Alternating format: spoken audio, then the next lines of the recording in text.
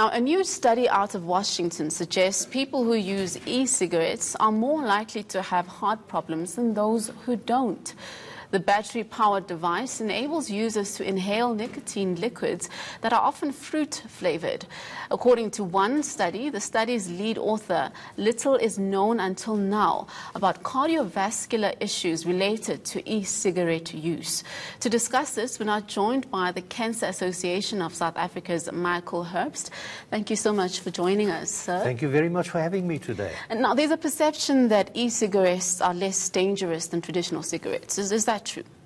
Well, that's definitely not true. You see, what people concentrate on most of the time is that now I'm not inhaling any of the so-called harmful substances that we get in tobacco cigarettes. And that is not the only concern. We have real concerns, apart from the latest study now that shows that there are cardiovascular implications in vaping, and that's what the people call when they inhale it, vaping nicotine. There are also multiple studies out that already show that vaping nicotine, especially amongst youth and teens, it damages the development of their brain. And they say that memory problems are already showing itself amongst young people who are vaping. Now, you mentioned these other conditions that result as a consequence of vaping, rather. But when we look at specifically the study that we mentioned, is there a definite link between vaping and cardiovascular diseases, and why? You know, I think it's important for us to just draw a little bit of a comparison. You know that if you believe and you read the Bible, we know that alcohol has been around even before Christ.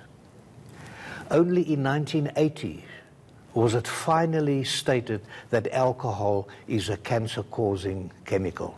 It took all these thousands of years. Another thing, we know that tobacco smoking was introduced to the United Kingdom and Europe only in the 15th century. It took until the 1950s and the 1960s to determine that smoking tobacco causes lung cancer. Now, people are expecting overnight to have all the evidence about the harmful effects of e-cigarettes on them. We don't have. It's going to take some time.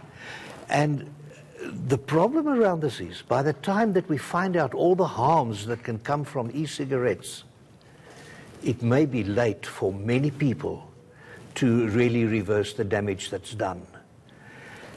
We know from research already done on vaping liquids, it contains lead, it contains toluene, it contains cadmium. These are some of the worst harmful substances that one can imagine, and they've already been identified. Lead is one of the others that has been identified.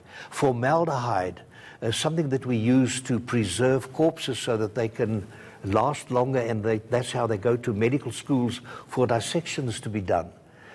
These are some of the things that have already been identified from the liquids of e-cigarettes.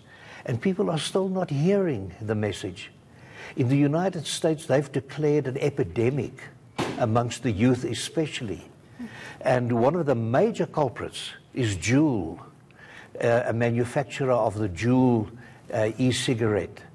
And it is so easy. Children are slipping it into the classrooms and nobody can see it because it looks like a memory stick from that you can use on your laptop. It even has a SUB port that you can just plug it into your laptop and it charges the battery inside it. It's making it so easy for people to vape these things. And we still don't know all the effects. It's going to take us quite a few more years of active research. Now, I mean, you mentioned earlier the link with, especially amongst teenagers, with memory loss and some other issues that they become vulnerable to as a result of vaping. One of the big things that was an issue was secondary smoke. So would you say with vaping, we're still equally as vulnerable to conditions such as ones that you mentioned earlier as a result of secondary vaping smoke? Yes, I personally believe, and there is evidence as well, that the secondary vaping is just as harmful. Have you been next to somebody who vapes? I mean, it's a massive cloud of a white cloud that appears when they vape, and that contains nicotine. And nicotine is highly addictive. There are people that say that nicotine is more highly addictive than heroin. And that's why it's so difficult for people to stop smoking. And if you've got this cloud of nicotine vape all around you and you inhale it, there is a possibility that you may even become addicted to the nicotine itself.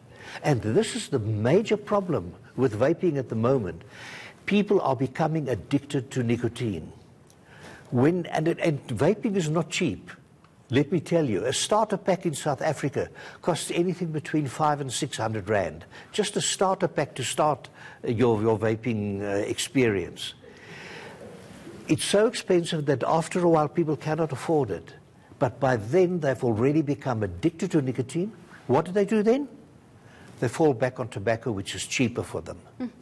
And this is really not what we would like to see. And in South Africa, very little is being done. You know, in the United States of America, we've got the FDA, the Food and Drug Agency. And they are doing a lot of active research and making new regulations, and they are influencing legislation within the United States to control e-cigarettes. Nothing is happening in South Africa. We've had promise upon promise that something will be done and e-cigarettes in South Africa will be regulated, but we haven't seen anything. So there's no regulation as it stands? There is a bill, but the bill has been there for a long time. When we had the local authority elections, that May, I was in the SABC studios with the Minister of Health. And he appeared on television and he made promises and he said, e-cigarettes will be dealt with just like tobacco. There's no question about it. When we came out of the studio, I said to Mr. Minister, when can we expect the new rules and the regulations? And he said to me, Prof, we've got a local authority election coming soon. It won't be a very popular thing to announce. Now again, the bill is there, but nothing is happening because we've got a national election coming up. Sure. And it will interfere with the politics of the country. Now, we're going to just have to leave it there. It's a very critical issue, one that should concern all South Africans. And thank you so much for sharing those insights. We do hope that we'll get some news on those regulations. That was the Cancer Association's Michael Herbst joining us there. Now, that's it for me for now. Next up is Week in One. Stay with us.